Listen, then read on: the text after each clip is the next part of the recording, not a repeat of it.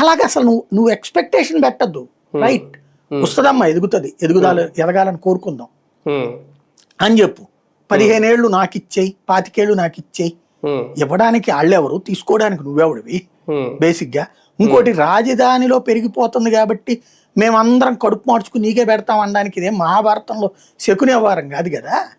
మహాభారతంలో శకునికి వాళ్ళ కుటుంబ సభ్యులందరూ వాళ్ళకి అని తలా వేసిన ఒక మెతుకు ఏదైతే ఉందో ఆ మెతుకుని ఒక ముద్దగా చేసి శకునిని పెంచారు. అదే కురు వంశ వినాశనానికి. అట్లాగా మనం ఇక్కడ చేద్దామా? రాష్ట్రంలో ఉన్న సొమ్మంతా తీసుకొచ్చేసి అమరావతికి పెట్టి చేయలేం కదా. ఎంత చేసినా కూడా డెవలప్మెంట్ అనేది ప్రైవేట్ ప్రాపర్టీ మీద జరుగుతుందండి ఎప్పుడైనా సరే. Hyderabad development private growth, not governmental growth. Government ఏం కట్టిందని అక్కడ హైటెక్ సిటీ కట్టుకుంటే చుట్టుపక్కల స్థలాలు ఇవన్నీ ఎవరు కట్టింది కానీ కన్స్ట్రక్షన్ చేసి అమ్మింది కానీ ప్రైవేట్. అక్కడ ఏమైంది, ఆ రోజున 10 లక్షలకే స్థలం దొరికింది కాబట్టి కొన్నారు, అమ్మారు. ఆ అమ్మడంలో 4 మల్టిప్లై అయింది. ఇక్కడ నువ్వు స్టార్టింగే 20 ఏళ్ల తర్వాత రేట్ ఇట్టేసావు. ఇక్కడ స్టార్టింగే 4 కోట్ల రూపాయలు లేదు అక్కడ.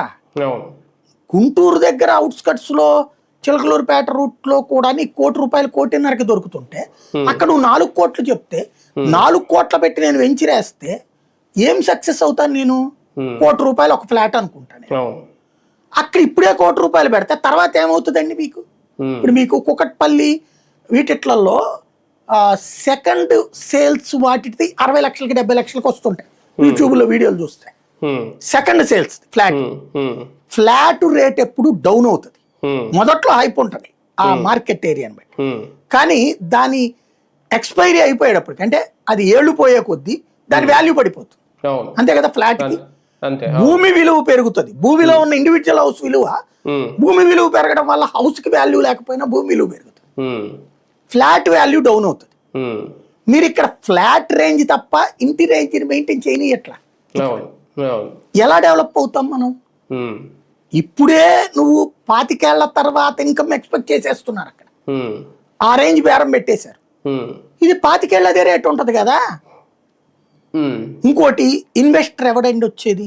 హైదరాబాద్ వదిలేసి, బెంగళూరు వదిలేసి, చెన్నై వదిలేసి అమరావతిలో పెట్టుబడి పెడితే రావాలి. ఇది ఇన్వెస్టర్కి ఉన్నటువంటి లెక్క, అంతే కదా. అవి వదిలేసి ఎవరు ఇప్పుడు ఫర్ ఎగ్జాంపుల్ నిన్న మన ప్రవీణ్ ప్రకాష్ గారు సార్ మన దగ్గర ఇంటర్వ్యూ ఇవాళ టెలికాస్ట్ కూడా చేస్తున్నాం. ఆయన అడిగింది అదే, అమరావతి గ్రోత్ కావాలంటే అమరావతిలో ఒక ఆయన వచ్చి 100 కోట్లు పెట్టుబడి పెడదాం అనుకున్నాడు. ఈ 100 కోట్లు తన జేబులో ఉండి పెట్టేవాడు ఓకే, ఎవడు పెడతాడు? బేసిక్ గా ఒక